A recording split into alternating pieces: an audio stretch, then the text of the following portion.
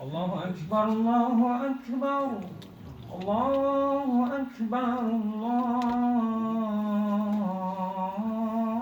أكبر أشهد أن لا إله إلا الله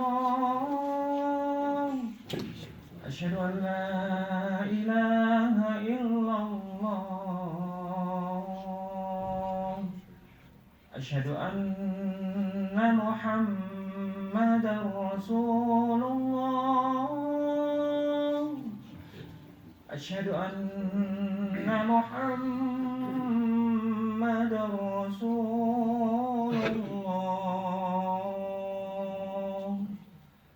حي على الصلاة حي على الصلاة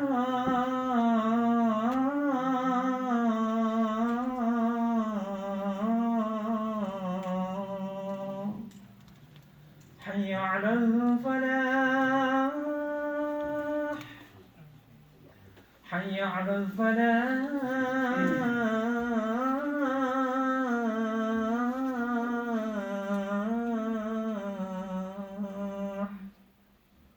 الله أكبر الله أكبر لا إله إلا الله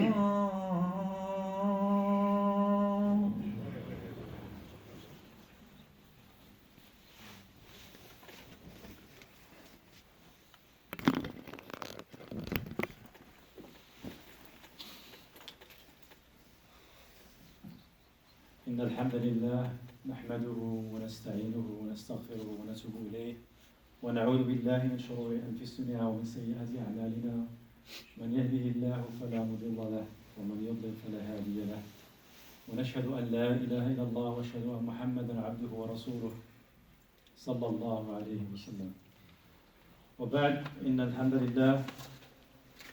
This khutbah, inshallah, brothers and sisters, I would like to talk about a character that is very important and unique to the Muslims, which is called Hayya. Hayya in Islam. So I'll try, inshallah, to define Hayya, and we'll talk about some characteristics of it in Islam. We learned through a hadith that the Prophet ﷺ said, إِنَّ لِكُلِّ دِينٍ خُلُقًا وَخُلُقُ الْإِسْلَامِ الْحَيَاءُ. Every religion has a chief characteristic, and the chief characteristic of this religion is modesty. This hadith informs us that modesty, or Hayya, as it's called in Arabic, is a prominent feature in Islam. And inshallah, we'll try to understand this concept as we go on the khutbah. So what is Hayya? The word Hayya has different shades of meaning. It implies modesty, self-respect, shame, shyness, bashfulness, honor, and humility. And this concept of Hayya is very important today in the context we live in today.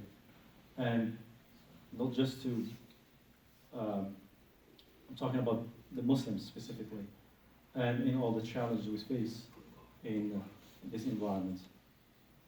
So our deen encourages us to have Hayya. It is one of the most important traits that each and every Muslim should acquire and possess. The quality of Hayya keeps a person from committing a sinful act. Like the Arabs say, إِذَا لَمْ تَسْتَحِي فَاصْنَعْ مَا تَشَاءُ. إِذَا لَمْ تَسْتَحِي فَاصْنَعْ مَا تَشَاءُ. If you don't have no shame, do whatever you want. So it's a quality that keeps the Muslim from committing a sinful act. It's an attribute which is pushes one to avoid anything that is distasteful or committing haram. If a person has no modesty, he or she almost do anything. Muslims should possess both an inner and outer modesty that is reflected in the behavior, in the speech, and the appearance. And also the inner one is the taqwa, includes being mindful of Allah subhanahu wa ta'ala at all times. So modesty in all aspects, the inner and the outer. So some people say, okay, just the taqwa or the hayya is inside the heart.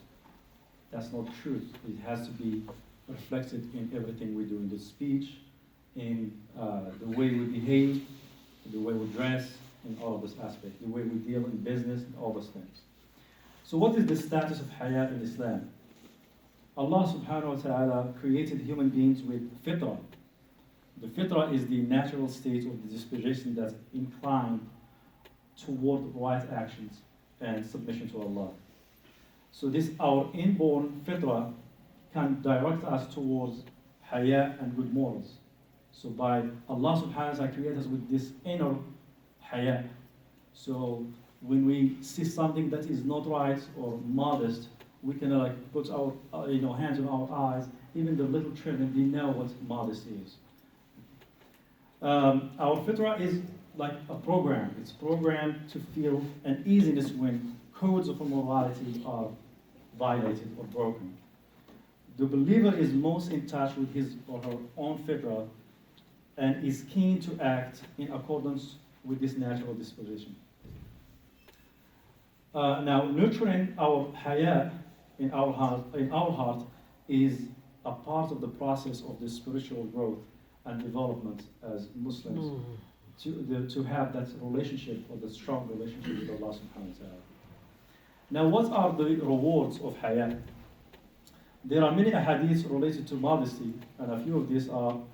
And Abi Sa'id radiallahu anhu said, the Prophet sallallahu alayhi wa sallam, may Allah bless him and grant him peace, had more modesty than a virgin on her tent when he disliked something that could be seen in his face.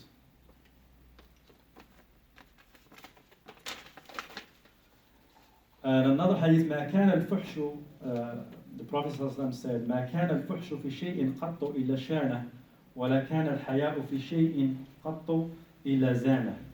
Hayya and Iman are two that go together. If one is lifted, the other is also lifted. Subhanallah. You can't have Iman and no Hayya. And you can't have Hayya without Iman. They go together. And Iman impacts your Hayya and vice versa. So there's another hadith where the meaning of it, the believer cannot commit an act, a sinful act, and he on the state of Iman or Taqwa. So it's like the Iman at this point is lifted, while the Hayya is lifted at this point when a person is committing a sin. Another hadith, أحدهما رفع الآخر الحياء والإيمان قرن جميعا. I'm sorry. الحياء والإيمان قرن جميعا فإذا رفع أحدهما رفع الآخر. The Hayya and Iman are two that go together. If one is lifted, the other is also lifted.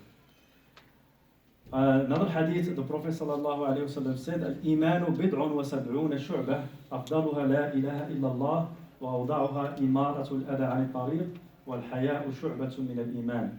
The Messenger of Allah subhanahu wa ta'ala said, faith has 70 odd branches, the most virtuous of which is La ilaha illallah, there is none worthy of worship except Allah, and the least of which is removing something harmful from the road. And modesty, al-haya, is a branch of faith. Now let's talk about the consequences of lack of haya, or shamelessness. Another hadith, the Prophet ﷺ said, إِنَّ مِمَّا أَدْرَكَ النَّاسُ مِنْ كَلَامِ النُّبُوَّةِ إِذَا لَمْ تَسْتَحِي فَاصْنَعْ مَا شِئْتَ. If you feel no shame, then do as you wish. This problem can manifest in two levels. On an individual level, where someone is openly indecent or sinful, and also on a community level, where society as a whole embraces immorality. And there are many hadith related to this. So, as we can see from our reality of the life we live in, and just the ongoing immorality that we see at all levels in this country and everywhere actually, whether in reality or social media or at all levels, we see this immorality and the push for this immorality and modesty at all levels.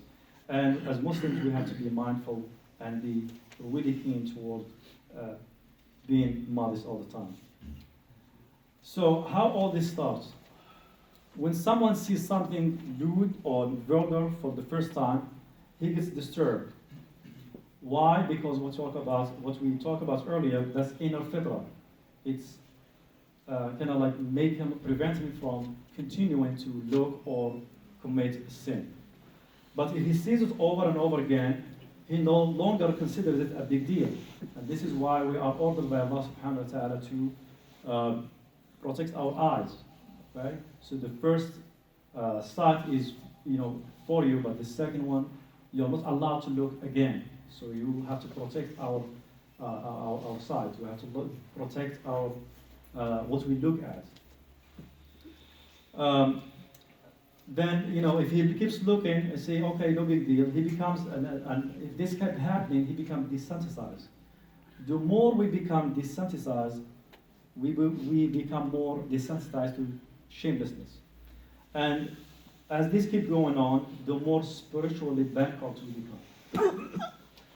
So the question, why are people making such a big deal about this? Why is it that such an evil? It's just looking, just pictures, it's just a movie, this and that, okay? And we are bombarded with pictures and all kind of shameless and immodest things all the time. So the problem is when the heart is not disturbed by sin anymore, that's a big deal. When the heart is not disturbed by evil anymore and you don't find a problem with it anymore, that's a deep spiritual problem.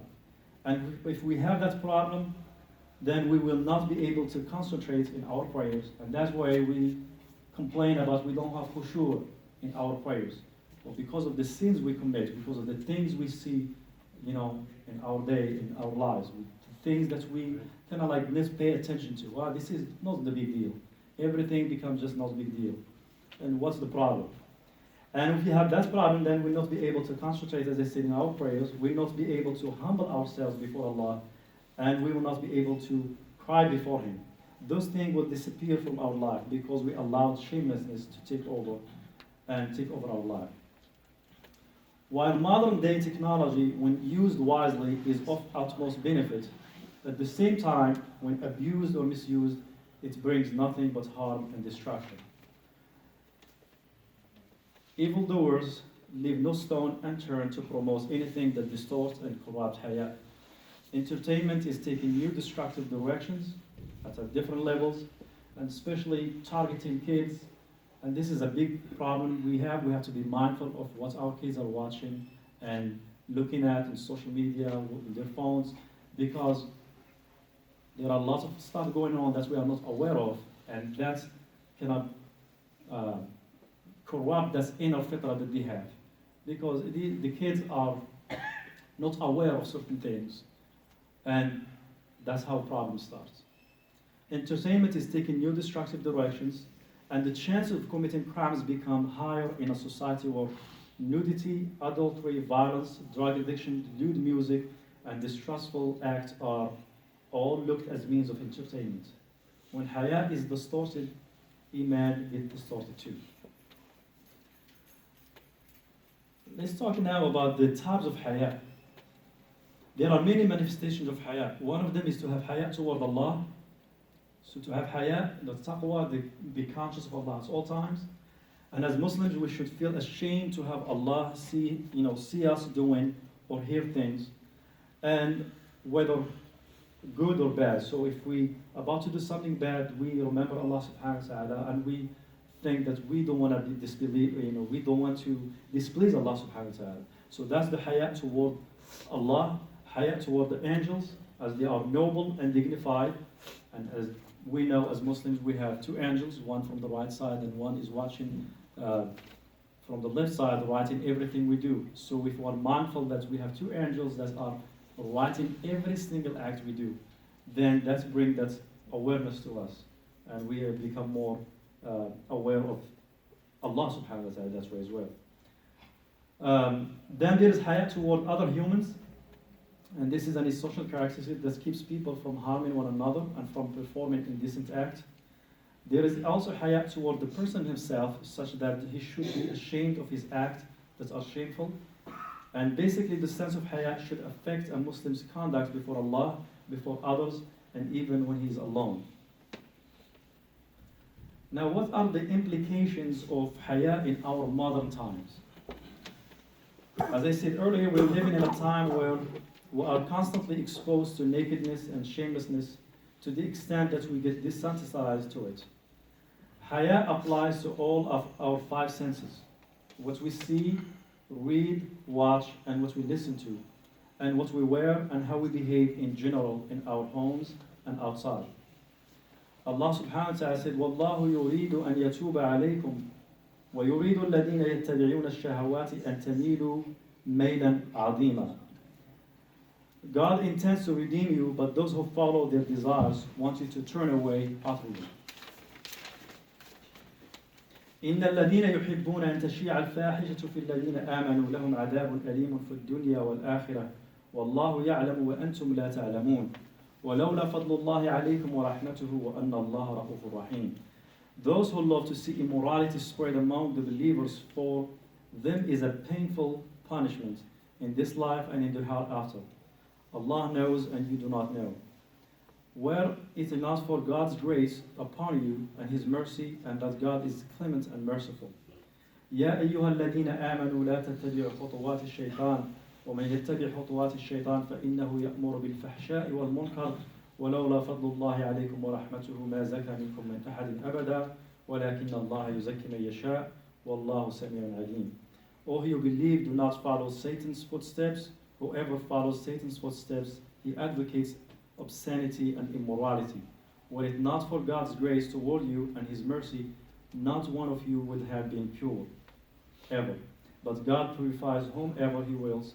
God all-hearing, all-knowing. Haya with our eyes. The answer for this is in Allah's words in Surah An-Nur, where Allah said, say to the believing men that they should lower their gaze and guard their modesty, that they will make for greater purity for them, and Allah is well acquainted with all that they do.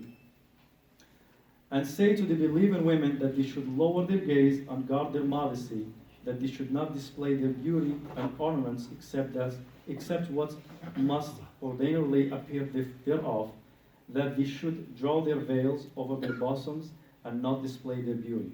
So it's very clear the message, the order from Allah, the command from Allah subhanahu wa ta'ala in Surah An-Nur to men and women to lower our gaze and to be mindful of what we see, what we hear, what we watch, and all what we do.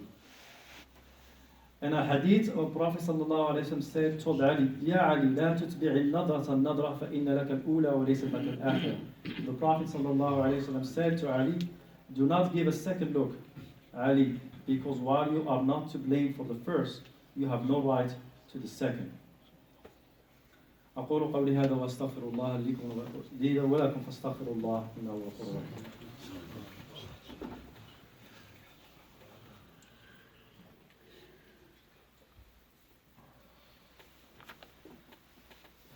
Alhamdulillah.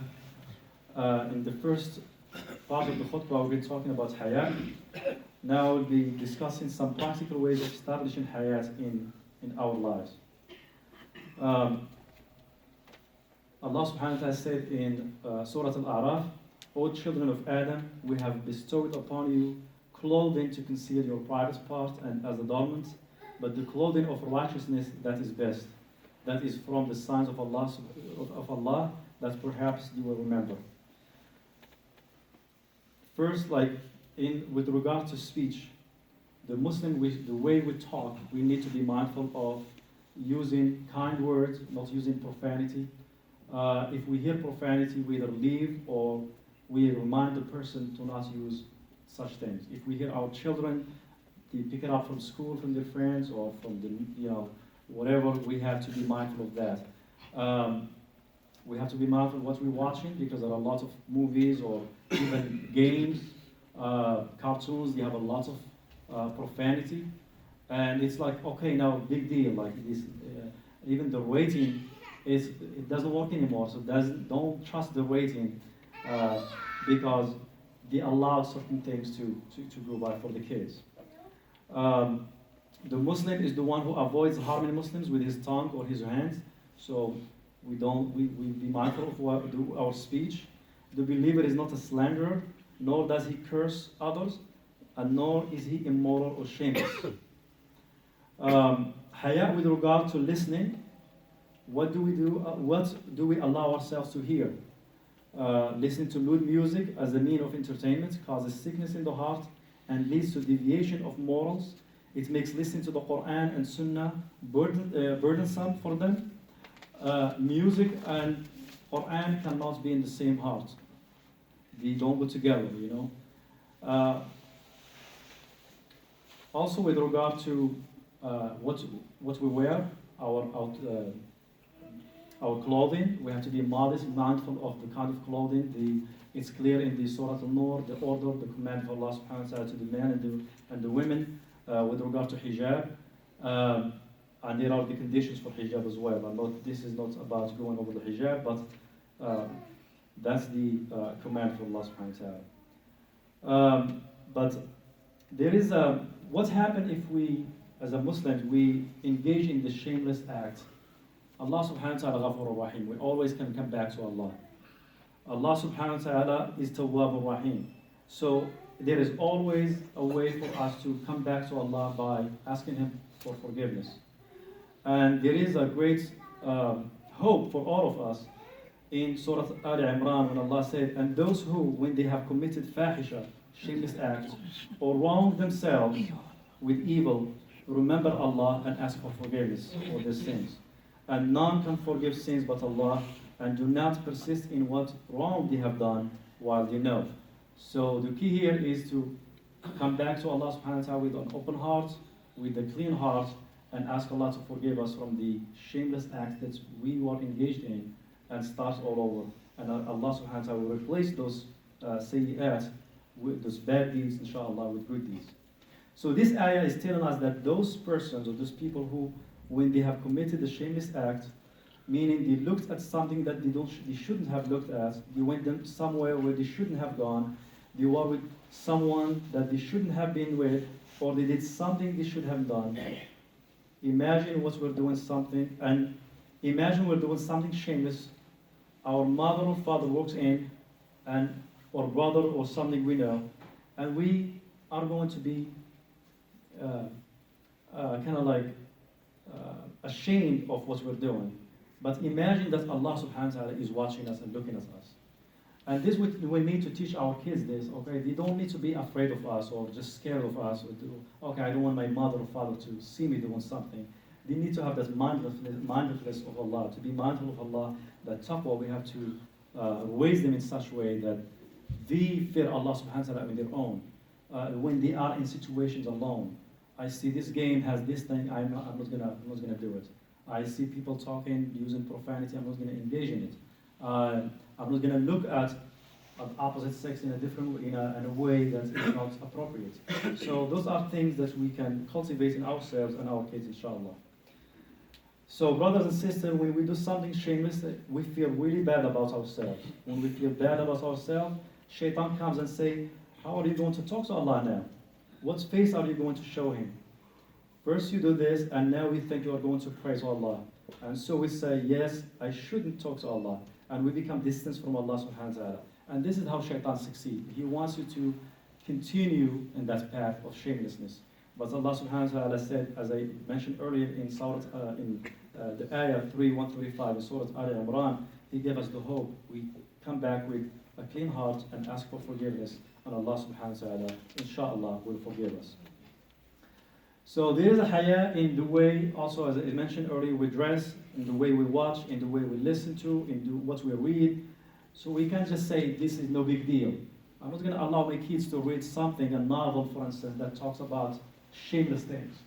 That's just corrupt their mind. I need to be mindful of what they read, what they watch, what they listen to. And that applies to all of us as well. So there is haya on how we treat others, in the friends we choose, in the places we go, and what we do. May Allah subhanahu wa ta'ala make us people adorned with the garment of haya and taqwa. And may Allah subhanahu wa ta'ala allow us to have the gift of good company and keep us away from shameless activities. May Allah subhanahu wa ta'ala protect us all from the act of shamelessness. And may Allah subhanahu wa ta'ala protect our iman and make us live and die on Islam. Alhamdulillah. Allahumma inni da'in fa'aminu. اللهم صل وسلم على نبينا محمد اللهم انصر إخواننا المسلمين في كل مكان. اللهم انصر إخواننا المستضعفين في كشمير. اللهم انصر إخواننا المستضعفين في فلسطين. اللهم انصر إخواننا المستضعفين في الصين. اللهم فرج كربهم. اللهم عليك بها، اللهم عليك بأعدائهم. اللهم عليك بأعدائهم. اللهم عليك بأعدائهم. اللهم انصر إخواننا المستضعفين في كل بلاد المسلمين. اللهم انصر إخواننا المستضعفين في كل مكان. اللهم احفظ أولادنا من كل مكروه. اللهم احفظنا من كل مكروه. اللهم اجمع كلمة المسلمين على كلمة لا إله إلا الله محمد رسول الله. اللهم اغفر لنا ولوالدينا وإخواننا وأخواتنا وجميع المسلمين والمسلمات، إنك سميع قريب مجيب الدعوات. وأقم الصلاة، إن الصلاة تنهى عن الفحشاء والمنكر، ولذكر الله أكبر والله يعلم ما تصنعون.